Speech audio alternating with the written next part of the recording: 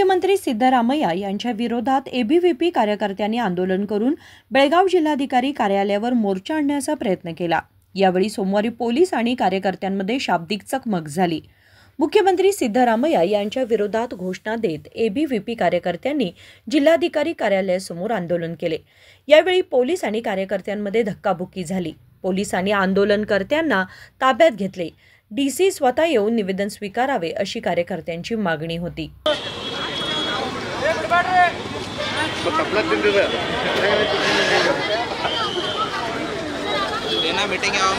Section 132 प्रकार राज्य मुख्यमंत्री सिद्धरामಯ್ಯ मुख्यमंत्री ಸ್ಥಾನದಲ್ಲಿರಬಹುದು।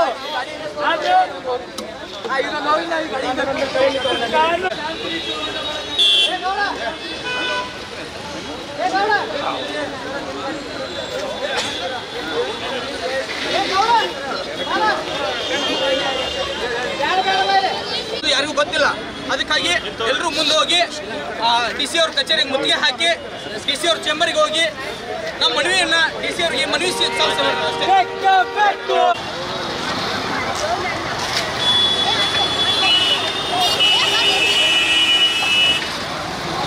पोलिसांनी आंदोलनकर्त्या एबीव्हीपी कार्यकर्त्यांना ताब्यात घेऊन पोलीस ठाण्यात नेले।